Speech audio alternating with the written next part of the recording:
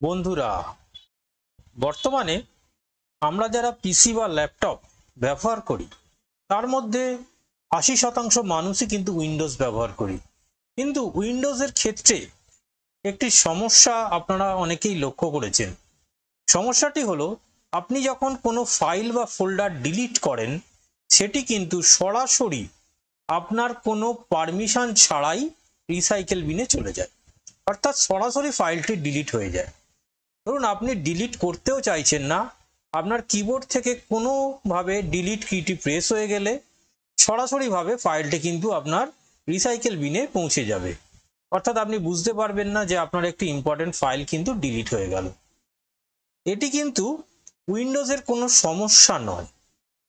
তাহলে এটি কি, কেনই বা এটি হয়, এই সব নিয়েই আজকের ভিডিওতে আলোচনা করব। তাই ভিডিওটি স্কিপ করবেন না, সম্পূর্ণ দেখতে থাকুন।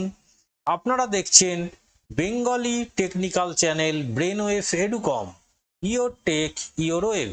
আমি রয়েছি শুভাশিস।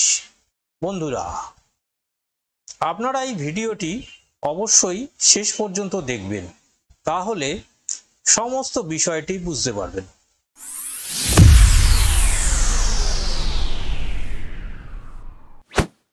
বন্ধুরা, উইন্ডোজ 10 বা 11-এর ক্ষেত্রে এই সমস্যাটি সকলেই লক্ষ্য করে থাকেন, যেটি বলছিলাম যে ফাইল ডিলিশন প্রবলেম, অর্থাৎ সরাসরিভাবে ফাইলটি ডিলিট হয়ে যায়।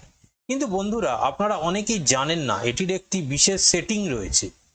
সেই সেটিংটি বা কি, কিভাবেই বা এটিকে অ্যাক্টিভেট করবেন, যার ফলে অ্যাক্সিডেন্টালি যদি কোনো ফাইল বা ফোল্ডার ডিলিট হতেও চায় তাহলেও কিন্তু আপনার কাছে একটি ওয়ার্নিং মেসেজ আসবে। অর্থাৎ পূর্বের উইন্ডোজ ভার্সন, অর্থাৎ উইন্ডোজ 10-এর পূর্বে যেসব ভার্সন ছিল সেই সব ভার্সনে যেভাবে ওয়ার্নিং আসতো সেইভাবেই কিন্তু আপনি ওয়ার্নিং পাবেন। কিভাবেই সেই ওয়ার্নিংটিকে অ্যাক্টিভেট করব বা কিভাবেই আমরা আমাদের ইম্পর্টেন্ট ফাইলকে ডিলিট হওয়া থেকে বাঁচাবো, সেই সব নেই আজকের ভিডিও। তাই ভিডিওটি স্কিপ করবেন না, সম্পূর্ণ দেখতে থাকুন। আবারও অনুরোধ, চ্যানেলে নতুন হলে চ্যানেলটিকে সাবস্ক্রাইব করুন।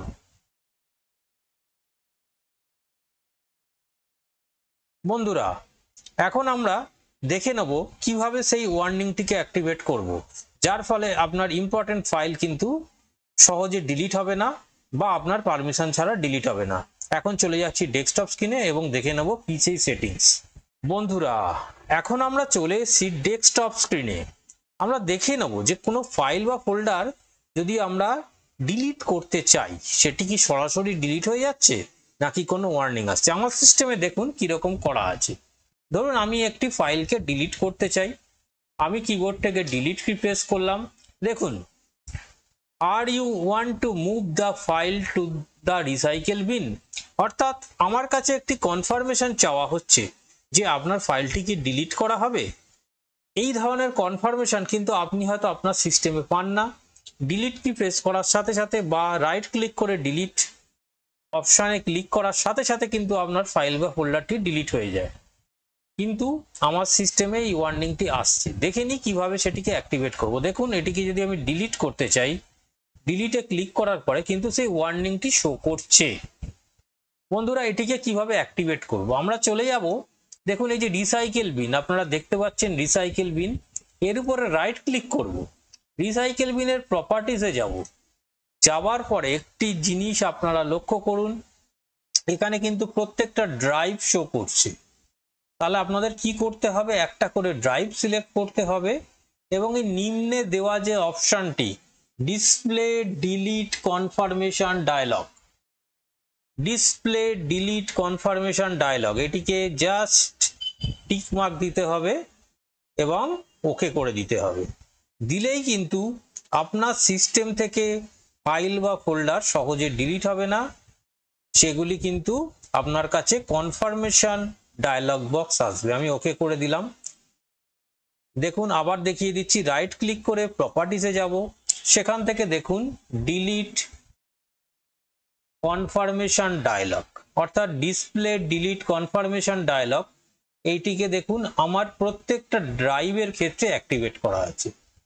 আমার সিস্টেমে যা ড্রাইভ রয়েছে প্রত্যেকটার ক্ষেত্রে কিন্তু এই অপশনটি অ্যাক্টিভেটেড রয়েছে। অর্থাৎ এই অপশনটি যদি অ্যাক্টিভেটেড থাকে তাহলে বন্ধুরা আপনার ফাইল বা ফোল্ডার কিন্তু অ্যাক্সিডেন্টালি ডিলিট হবে না। বন্ধুরা, এই ছিল আজকের ইন্টারেস্টিং ভিডিও। আশা করি ভিডিওর বিষয়বস্তুটি আজকে ভালো লেগেছে। যদিও ভিডিওটি খুব ছোট ছিল কিন্তু খুব ইনফরমেটিভ একটি ভিডিও।